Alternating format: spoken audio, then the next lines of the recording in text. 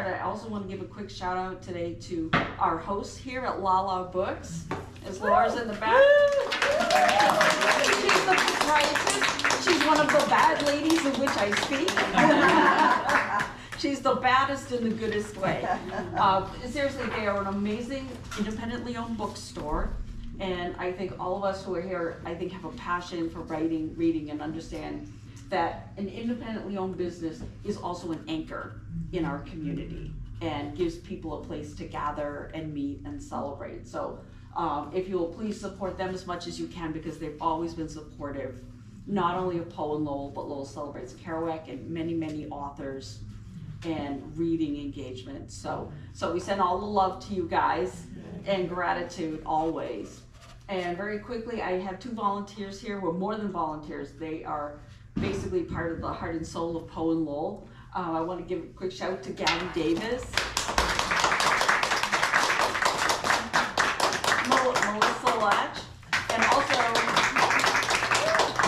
Steve Albert in the back is providing the video coverage and has been for several months at the whole festival. All right. So with that, we're going to get to the reading, and what we're going to do is we're going to read a short story by Poe, The Oval Portrait. Then it's a relay style reading, and I'll introduce these great readers in a second. Then we'll take a quick break for everybody, and then we'll come back with another really amazing, because all Poe's stories are amazing, right? Yep. So we'll basically have 2 short stories and a short break in between. So I'm really pleased to introduce our readers, and I'm going to go in this direction. Fran Coughlin is a native here of Lowell, and he's written a really great book, which is also available here at the store for those who are interested. It's called Tales from Refrigerator Rocks. He's a great writer, memoirist, and friend, and I'm so thrilled that he is here today. Thank you, Fran Coughlin. And sitting next to Fran is Claire Conroy. She's the Beat Poet Laureate of Maine. Conroy, sorry. It's all right.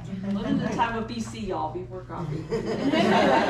Claire Conway, I apologize for that. She's the Beat Poet Laureate of Maine. She's also been here frequently as a guest in Lowell, including at Lowell Celebrates Kerouac. And we're so thrilled that she can be here today. Claire Conroy. And hailing from the corridor of 495, a place which I'm very familiar, from Worcester, is a great poet and a great friend, and one of the founding members of the Dead, a winter horror film festival in Worcester. Thank you so much for coming, John Keough.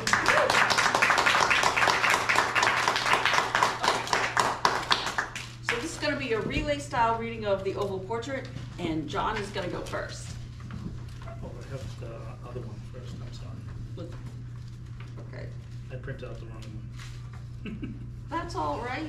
We'll get you sorted. So we go live without a net. That's hilarious. The Oval Portrait. The chateau in which my valet had ventured to make forcible entrance, rather than permit me, in my desperately wounded condition, to pass a night in the open air, was one of those piles of commingled gloom and grandeur, which have so long frowned among the Apennines, not less, in fact, in the fancy of Mrs. Radcliffe. To all appearance, it had been temporarily and very lately abandoned. We established ourselves in one of the smallest and least sumptuously furnished apartments. It lay in a remote turret of the building. Its decorations were rich, yet tattered and antique. Its walls were hung with tapestry and bedecked with manifold and multiform armorial trophies, together with an unusually great number of very spirited modern paintings in frames of rich golden arabesque. In these paintings, which depended from the walls not only in their main surfaces, but in very many nooks, which the bizarre architecture of the chateau rendered necessary. In these paintings, my incipient delirium, perhaps, had caused me to take deep interest, so that I bade Pedro to close the heavy shutters of the room, since it was already night, to light the tongues of a tall candelabrum, which stood by the head of my bed, and to throw open far and wide the fringed curtains of black velvet which enveloped the bed itself. I wished all this done, that I might resign myself, if not to sleep, at least alternately, to the contemplation of these pictures, and the perusal of a small volume which had been found upon the pillow, and which purported to criticize and describe them. Long I read, and devotedly I gazed. Rapidly and gloriously the hours flew by, and the deep midnight came. The position of the candelabrum displeased me, and outreaching my hand with difficulty, rather than disturb my slumbering valet, I placed it so as to throw its rays more fully upon the book. But the action produced an effect altogether unanticipated. The rays of the numerous candles, for there were many, now fell within a niche of the room which had hitherto been thrown into deep shade by one of the bedposts. I thus saw, in vivid light, a picture all unnoticed before. It was the portrait of a young girl, just ripening into womanhood. I glanced at the painting hurriedly, and then closed my eyes. Why I did this was not at first apparent even to my own perception. But while my lids remained thus shut, I ran over in my mind my reason for so shutting them. It was an impulsive movement to gain time for thought, to make sure that my vision had not deceived me, to calm and subdue my fancy for a more sober and more certain gaze. In a very few moments, I again looked fixedly at the painting. That I now saw aright I could not and would not doubt, for first flashing of the candles upon that canvas had seemed to dissipate the dreamy stupor which was stealing over my senses, and to startle me at once into waking life. The portrait, I have already said, was that of a young girl. It was a mere head and shoulders, done in what is technically termed a vignette manner, much in the style of the favorite heads of Sully. The arms, the bosom, and even the ends of the radiant hair melted imperceptibly into the vague yet deep shadow which formed the background of the whole. The frame was oval, richly gilded, and filigreed in Moresque. As a thing of art, nothing could be more admirable than the painting itself. But it could have been neither the execution of the work nor the immortal beauty of the countenance, which had so suddenly and so vehemently moved me. Least of all, could it have been that my fancy, shaken from its half-slumber, had mistaken the head for that of a living person. I saw at once that the peculiarities of the design, of the vignetting, and of the frame must have instantly dispelled such idea, must have prevented even its momentary entertainment. Thinking earnestly upon these points, I remained for an hour perhaps, half sitting, half reclining, with my vision riveted upon the portrait. At length, satisfied with the true secret of its effect, I fell back within the bed. I had found the spell of the picture in an absolute life-likeness of expression which, at first startling, finally confounded, subdued, and appalled me. With deep and reverent awe, I placed the candelabrum in its former position. The cause of my deep agitation being thus shut from view, I sought eagerly the volume which discussed the paintings and their histories.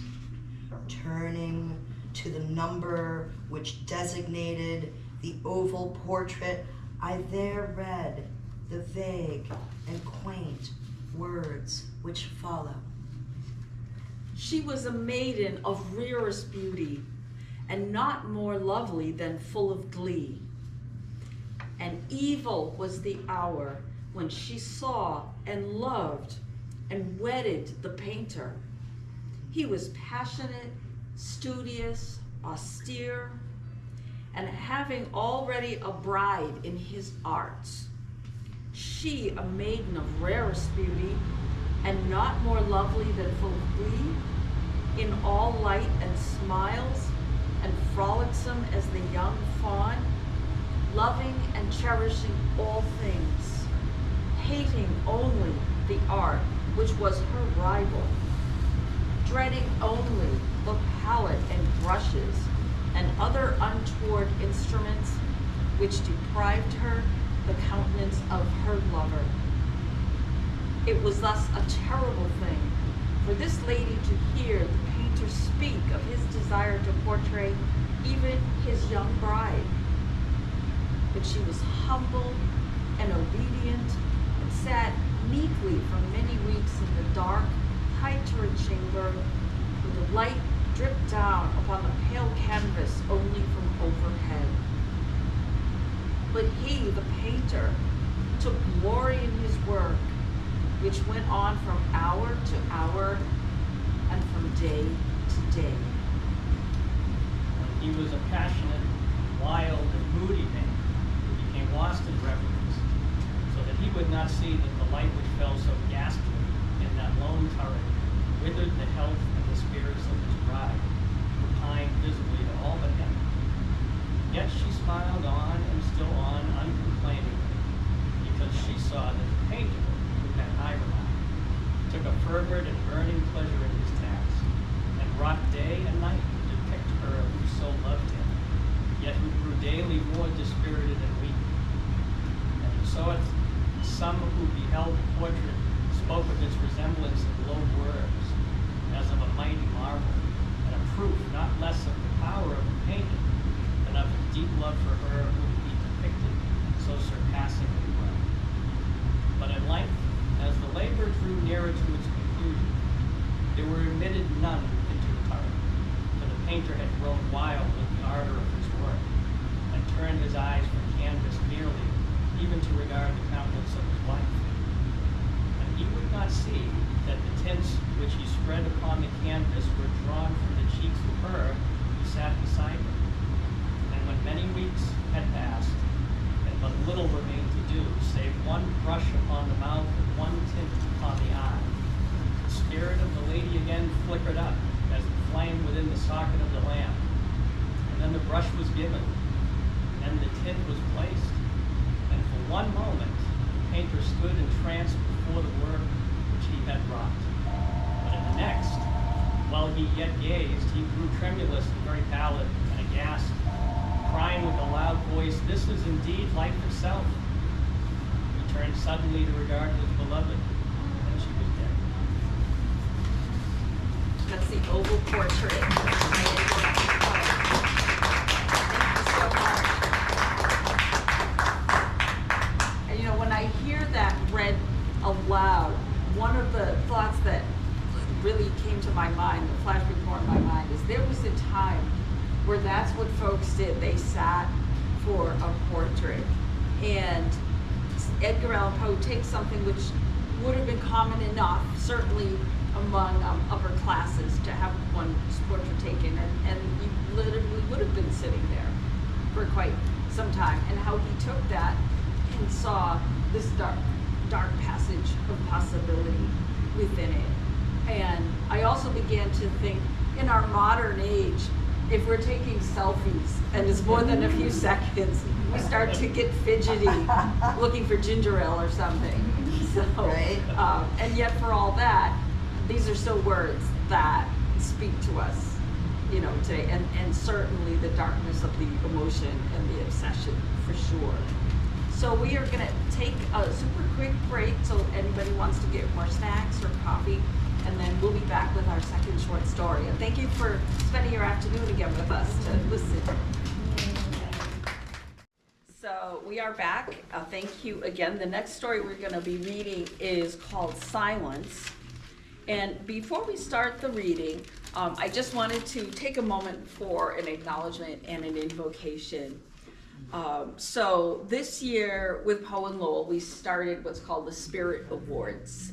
And these are given to different people who have contributed to Poe and Lowell significantly, or certainly the events that were part of the evolution of Poe and Lowell, have supported their communities, have been advocates in the arts, humanities, and in their lives have done something to give more strength, more beauty, more caring to the world. And this includes a couple of people who have since left this world.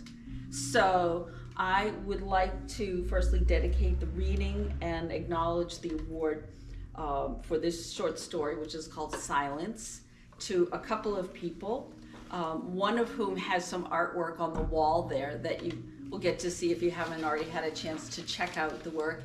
It's a small hand-framed drawing. It's called The Necromancer. It's in the bottom row next to the picture of the Banshee, which is me in a different outfit, by the way. So that little piece of art was made for me very lovingly by a man named Charles Darrell Mullen. He did it while he was in between gigs at a Renaissance fair in the state of Kansas. It's dated October 23rd, 1986, so it was in fact a birthday present for me. He was very accomplished in the world of acting and in the world of improv acting, puppetry, artistry, as you see, and also was very involved, including as a security survivor for a horror convention known as Chiller Theater in New Jersey. And he passed from this life in February 2022, but we acknowledge him posthumously. And Darrell, I know wherever you are up there, you are making a joyful noise. The second person was a poet and also was a television recapper, had a really interesting life and interesting contributions, and someone that I got to know through the horror poetry community, so very much a kindred spirit to Edgar Allan Poe. She also was very compassionate and caring about animals and the welfare of animals. She had 2 dogs who were basically her world that she loved very much. And I know that they are all playing and running together now. So I offer this invocation with loving gratitude to Tippy Blevins. And Tippy, I know you and Truman and all your canine friends are running about, and your poetic voice will never be silenced as long as we are here to love and remember you. So, and I want to thank all of you for sharing in that. And as I mentioned, this exhibit, by the way, is going to be up through October. If you want to check it out. This is quite a diverse gathering of artistic spirits for the theme Beauty and Strangeness, of which is kind of a personal motto to me, because like Poe, I really believe that there's no true beauty without some strangeness. So with that, we'll get to the reading of Silence, and we start again with John Keough. Silence. Ours is a world of words. Quiet we call silence, which is the merest word of all. Al Alaf. Listen to me, said the demon, as he placed his hand upon my head. There is a spot upon this accursed earth which thou hast never yet beheld. And if by any chance thou hast beheld it, it must have been in one of those vigorous dreams which come like the simoon upon the brain of the sleeper who hath lain down to sleep among the forbidden sunbeams. Among the sunbeams, I say, which slide from off the solemn columns of the melancholy temples in the wilderness. The region of which I speak is a dreary region in Libya, beyond the borders of the river Zaire, and there is no quiet there, nor silence. The waters of the river have a saffron and sickly hue, and they flow not onwards to the sea, but palpitate forever and forever beneath the red eye of the sun with a tumultuous and convulsive motion. For many miles on either side of the river's oozy bed is a pale desert of gigantic water lilies. They sigh one unto the other in that solitude, and stretch toward the heaven their long ghastly necks, and nod to and fro their everlasting heads. And there is an indistinct murmur which cometh out from among them like the rushing of subterrene water, and they sigh one unto the other. But there is a boundary to their realm, and the boundary of the dark, horrible, lofty forest. There, like the waves about the Hebrides, the low underwood is agitated continually, but there is no wind throughout the heaven, and the tall primeval trees rock eternally hither and thither with a crashing and mighty sound. And from their high summits, one by one, drop everlasting dews, and at the roots strange, poisonous flowers lie writhing in perturbed slumber, and overhead, with a rustling and loud noise, the gray clouds rush westwardly forever, until they roll, a cataract, over the fiery wall of the horizon. But there is no wind throughout the heaven, and by the shores of the river Zaire there is neither quiet nor silence. It was night, and the rain fell, and falling, it was rain, but having fallen, it was blood. And I stood in the morass among the tall lilies, and the rain fell upon my head, and the lilies sighed one unto the other in the solemnity of their desolation. And all at once the moon arose through the thin, ghastly mist and was crimson in color. And mine eyes fell upon a huge gray rock which stood by the shore of the river and was litten by the light of the moon. And the rock was gray and ghastly and tall, and the rock was gray. Upon its front were characters engraven in the stone, and I walked through the morass of water lilies until I came close unto the shore, that I might read the characters upon the stone. But I could not decipher the characters, and I was going back into the morass when the moon shone with a fuller red. And I turned and looked again upon the rock and upon the characters, and the characters were desolation. And I looked upwards, and there stood a man upon the summit of the rock, and I hid myself among the water lilies, that I might discover the actions of the man. And the man was tall and stately in form, and was wrapped from his shoulders to his feet in the toga of old Rome. And the outlines of his figure were indistinct, but his features were the features of a deity, for the mantle of the night and of the mist and of the moon and of the dew had left uncovered the features of his face. And his brow was lofty with thought, and his eyes wild with care, and in the few furrows upon his cheek I read the fables of sorrow and weariness and disgust with mankind and a longing after solitude. And the moon shone upon his face and upon the features of his face. And oh, they were more beautiful than the airy dreams which hovered about the souls of the daughters of Delos. And the man sat down upon the rock, leaned his head upon his hand, and looked out upon the desolation. He looked down into the low, unquiet shrubbery, and up into the tall primeval trees, and up higher at the rustling heaven, and into the crimson moon. And I lay close within shelter of the lilies, and observed the actions of the man. And the man trembled in the solitude, but the night waned, and he sat upon the rock. And the man turned his attention from the heaven, and looked out upon the dreary river Zaire, and upon the yellow ghastly waters, and upon the pale legions of the water lilies. And the man listened to the sighs of the water lilies, and of the murmur that came up from among them. And I lay close within my covert, and observed the actions of the man. And the man trembled in the solitude, but the night waned, and he sat upon the rock. And I went down into the recesses of the morass, and waded afar in among the wilderness of the lilies, and called unto the hippopotami which dwelt among the fens in the recesses of the morass. And the hippopotami heard my call, and came, with the behemoth, unto the foot of the rock, and roared loudly and fearfully beneath the moon. And I lay close within my covert, and observed the actions of the man. And the man trembled in the solitude, but the night waned, and he sat upon the rock. Then I cursed the elements with the curse of tumult, and a frightful tempest gathered in the heaven, where before there had been no wind.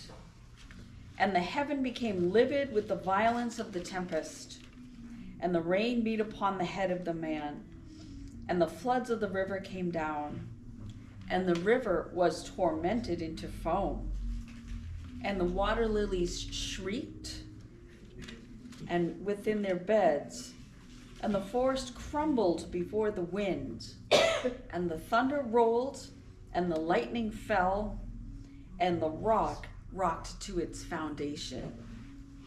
And I lay close within my covert and observed the actions of the man. And the man trembled in the solitude, but the night waned, and he sat upon the rock. Then I grew angry and cursed with the curse of silence, the river, and the lilies, and the wind, and the forest, and the heaven, and the thunder, and the sighs of the water lilies.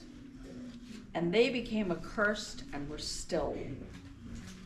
And the moon ceased to totter in its pathway up the heaven, and the thunder died away. And the lightning did not flash, and the clouds hung motionless, and the waters sunk to their level and remained, and trees ceased to rock, and the water lilies sighed no more. And the murmur was heard no longer from among them, nor any shadow of the sound throughout the vast, limitable desert. And I looked upon the characters of the rock, and they were changed, and the characters were silence. And mine eyes fell upon the countenance of the man, and his countenance was wan with terror. And hurriedly he raised his head from his hand, and stood forth upon the rock, and listened. But there was no voice throughout the vast illimitable desert, and the characters upon the rock were silence. And the man shuddered and turned his face away and fled afar off, and I beheld him no more. Now there were fine tales within the volumes of the Magi, in the iron-bound, melancholy volumes of the Magi. Therein, I say, are the glorious histories of the heaven and of the earth and of the mighty sea, and of the genii that overruled the sea, and the earth and the lofty heaven. There was much lore too in the sayings which were said by the Sibyls, and holy, holy things were heard of by the dim leaves that traveled around Dodona. But as Allah liveth, the fable which the demon told me as he sat by my side in the shadow of the tomb, I hold to be most wonderful of all. And as the demon made an end of his story, he fell back within the cavity of the tomb and laughed. And I could not laugh with the demon, and he cursed me because I could not laugh. And the lynx which dwelleth forever in the tomb came out therefrom, and lay down at the feet of the demon, and looked at him steadily in the face. Silence by Edgar Allan Poe.